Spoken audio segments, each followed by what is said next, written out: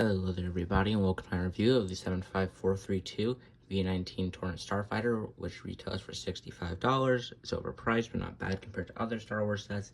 It's 567 pieces.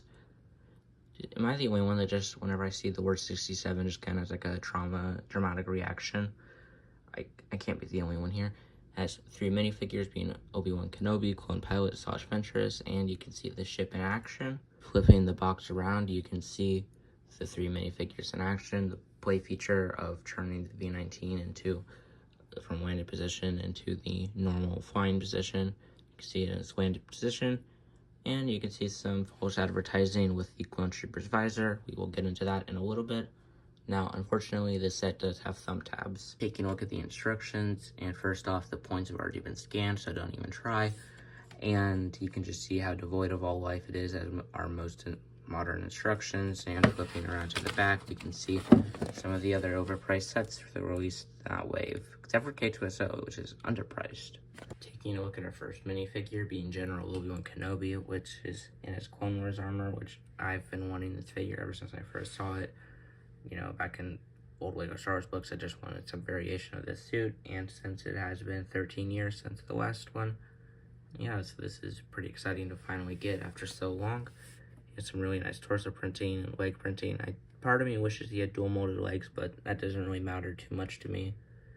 He has the normal Obi-Wan Kenobi face print. Here is his back printing and the other side of Obi-Wan's face. It does also include the blue lightsaber. Now, where this figure really shines is the arm printing, just the Republic logo right here and the little comm detailing. So this figure definitely did not need the arm printing, but I'm still very glad it's here. Now, the other side of the arm, I think, could be used for a normal Clone Trooper, although it would be weird to have one side have arm printing and one side not. But yeah, it really just does look like they took the Captain Rex arm printing and just removed the blue stripe and just put that on Obi-Wan, which I don't really mind, and I hope that someday this arm detailing will become very common and it'll be on all Clone Troopers, but frankly, I don't see that happening, especially for Clone Troopers. And putting this guy next to the other 2 modern Clone Wars armored Jedi released in the past 7 years, this is a really cool lineup to see in person. This just looks really cool, but this is a great minifigure, and I'm going to give it a 10 out of 10. The next figure I'm going to take a look at is the Phase 1 Clone Pilot, and he has a really good helmet, and it looks really nice, except I just wish there was some more printing on these indents here, because it kind of looks like it doesn't exist. It looks like it was just printed on. Now, going to the false advertising thing I was talking about earlier, you see right here, look at the visor and how it just stops right here. Then, if you take a look at the box, you can see that the visor goes all the way to the side of the helmet, so they really should have made the printing look like that instead, or of course have the real printing on the box. Either way, Lego is doing false advertising. And underneath, he has the normal clone head and the normal Clone Trooper back printing. One complaint I've heard about this figure is that the yellow stripe on the top of the helmet doesn't go back far enough. So you can see it just stops right here, when in reality it should go all the way back to the helmet. It's not a huge deal breaker for me, although I do think it should be like that. You know, like, I'm not always going to be looking at a Clone Trooper from a top-down angle unless I put it on a lower shelf, which it's most likely going to go up on a higher shelf, so it's not a big deal for me, but I do still think it should be there. And comparing it to the 2021 Clone Pilot, yeah, this just looks so much better and so much more accurate. You know, it looks like they weren't even trying with the 2021 version to make it look like the pilot. But this is an all-around great minifigure, and I'm going to give it an 8 out of 10, mainly just because the helmet can look weird from some angles, and the visor needs to be longer. The last minifigure that I'm going to take a look at is the Sash Ventress. Now, this minifigure, one issue I've heard with it is that the purple is a little too vibrant, which I agree with. I do think that they should have used a darker purple for it, but it's not a huge deal to me, and this is still a really good figure. Torso printing is really nice. The leg printing is pretty solid, except I do just wish she had some dual molded legs. And her back printing is pretty nice, and so is the back of her head printing. She does unfortunately have some bleed through on her front of the torso and on the back. The head printing I like, except for the eyes. They just need pupils, and it just kind of sucks. she does get her specialized lightsaber mold, which we haven't seen since 2016 in set. I forgot the name of it, but I know it's from the Freemaker Adventures. But this is a really solid minifigure, and I'm going to give it an 8 out of 10. Now taking a look at the minifigure selection as a whole, I think this is really good.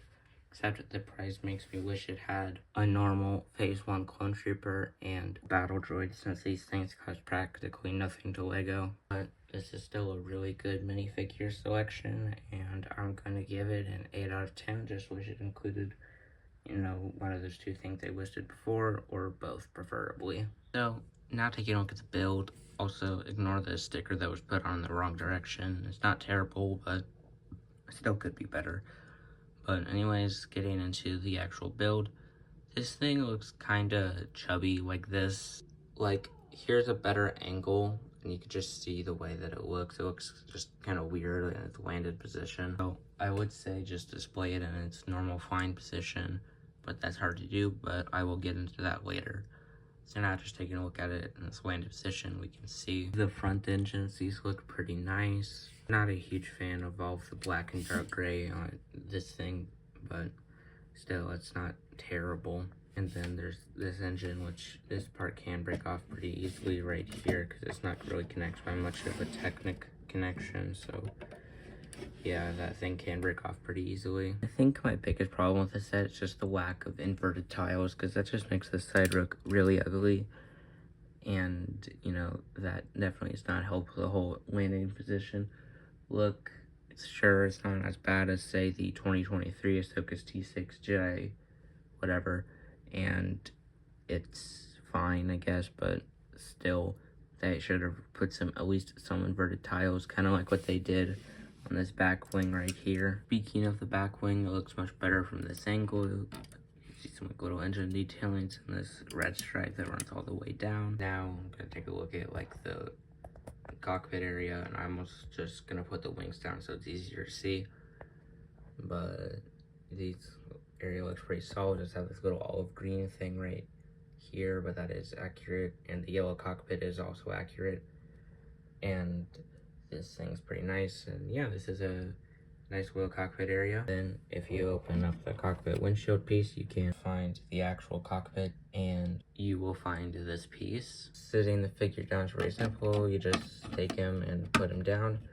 Boom. I don't really like how high he is compared to the control panel, but it's not really a big deal for me. Now, they do use 4 studs to connect the figure to the ship, so you can potentially get his leg stuck in there, but it's not been a problem for me, so I don't know if it'll happen to you though. And he looked pretty good in there. Something that I think that the set desperately needs is retractable landing gear, because it just looks kind of weird like this, not having a landing gear, just having it right above the ground and just having some like base pieces right there. It just feels kind of lazy to me. So yeah, this set definitely does need some landing gear. The main feature of this set is being able to convert it into flight mode.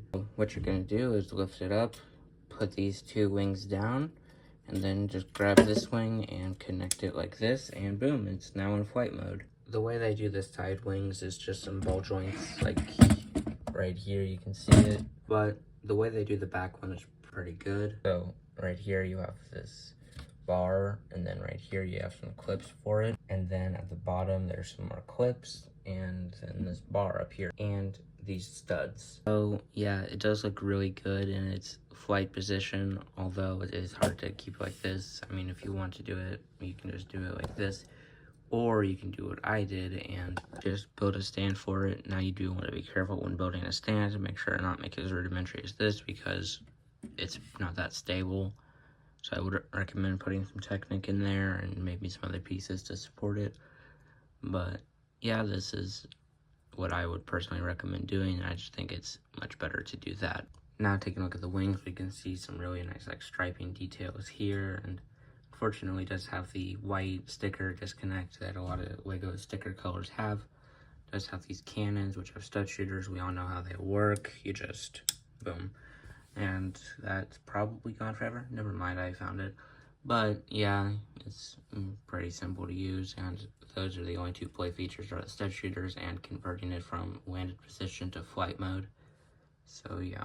And I do really like the way the cannons look, although I would personally recommend, if you're going to modify the set, removing this and just replacing it with some different colored pieces. But yeah, this is still a pretty solid cannon. The wing is the same on the other side, except it does not have the Republic logo. And that I do really wish was on the wing on this model is this piece right here. It was on the 2008 model, and although it's not really necessary, I just kind of thought it was always fascinating to why they just randomly used that piece there to give it some extra detail, and I kind of wish that that carried over into this model, but oh well. Now, taking a look at the back of the ship, you can see some nice detailing. It's not a big fan of the black and gray in there, but oh well, I'm not going to look at it.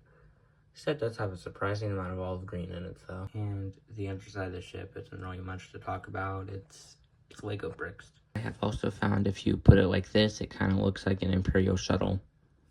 Do what you will with that information. I'm now going to do something I don't really do that often in my reviews, is I'm going to compare it to a previous model, which I don't own, so this is going to be through pictures.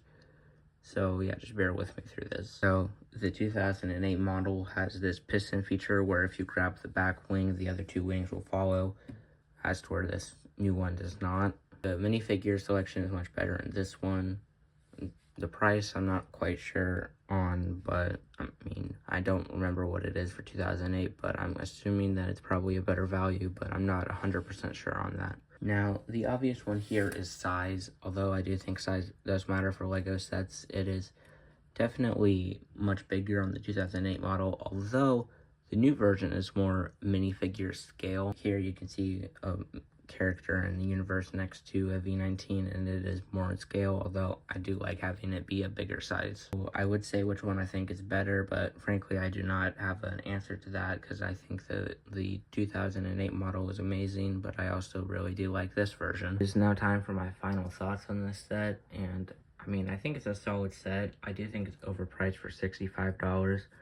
This set definitely should be much cheaper. I think 55 to 60 would be much better for this set and more realistic, because it did definitely feel weird to pay $65 for it. But it is on sale quite a bit on Amazon for some reason, even though I feel like this set sells much better than the Clone Turbo Tank, which to my knowledge has never been on sale in a wide release way. And that's not to say like some Target in Minnesota has never had it on sale, but I'm just saying I've never seen it on sale. So I do think this is a solid set, although I do wish it was a little bigger, maybe around like $70 worth of value, to where, you know, it's just a little bit bigger so it doesn't look so awkward in the landing position. I do still think this is a solid set, and I'm going to give it a 7 out of 10. The build is solid, but the minifigure selection, although great, it does kind of hinder it just a little bit, mainly because of the clone pilot's visor and Asajj Ventress's eyes. But the build is great, which the build would get an 8 out of 10.